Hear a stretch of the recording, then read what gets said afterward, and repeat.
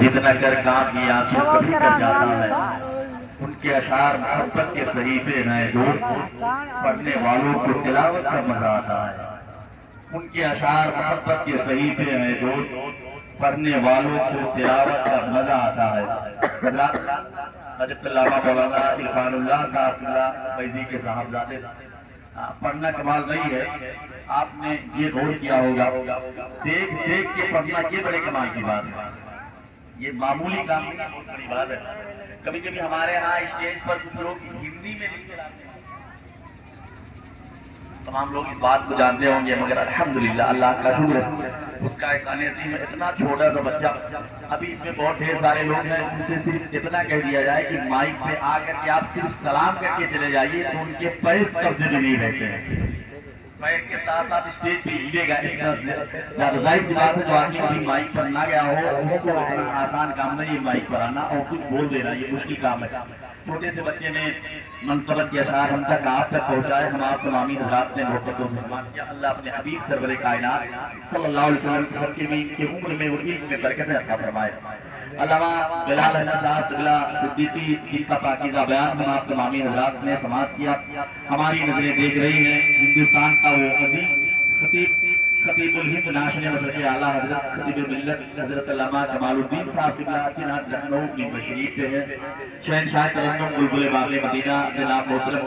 سہیل رضا جعفر آبادی جن کی نعت ہونی ہے، ہم آپ تمامی حضرات محبتوں سے سماعت کریں گے۔ بڑی قیمتی گفتگو فرمائی علامہ بلال احمد صاحب نے، اور جاتے جاتے یہ کہا، آندھیاں لاکھ چلیں خود کو بچائے رکھنا، آندھیاں لاکھ چلیں خود کو بچائے رکھنا،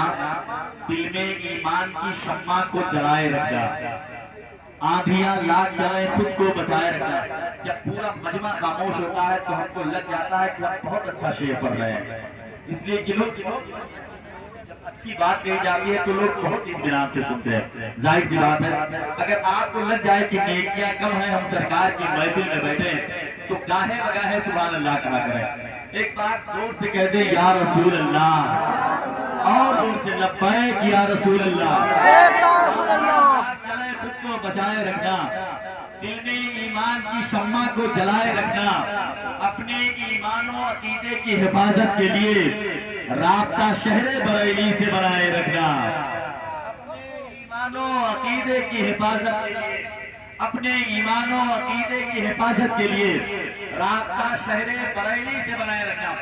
مجمع کے لوگ، اسٹیج کے لوگ، ممبر کے لوگ، علماء، خطبہ، شورا کیوں یا رسول اللہ کہواتے ہیں؟ اس کی کون سی وجہ، اس میں فائدہ کیا ہے، اس میں بینیفٹ کیا ہے؟ یہ سنی جب بلند اپنی صدائیں کرنے لگتے ہیں، وہاں بھی جس کو سن کر دائیں بائیں کرنے لگتے ہیں، محبت سے کوئی جب یا رسول اللہ کہتا ہے، فرشتے ان کے بخشش کی دعائیں کرنے لگتے ہیں، رسول اللہ کہتا ہے،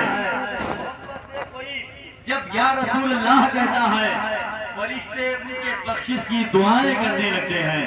فرشتے ان کے بخشش کی دعائیں کرنے لگتے ہیں۔ میں بڑے ادب و احترام کے ساتھ، بڑی تیزی کے ساتھ پورے ملک میں نبی کی نعت کے حوالے سے جانے جانے والی وجہ شہنشاہ ترنم بلبل باغ مدینہ جناب محترم سہیل رضا جعفر آبادی، میں ان سے گزارش کروں گا کہ وہ تشریف لائیں اور اپنے خوبصورت لہجے میں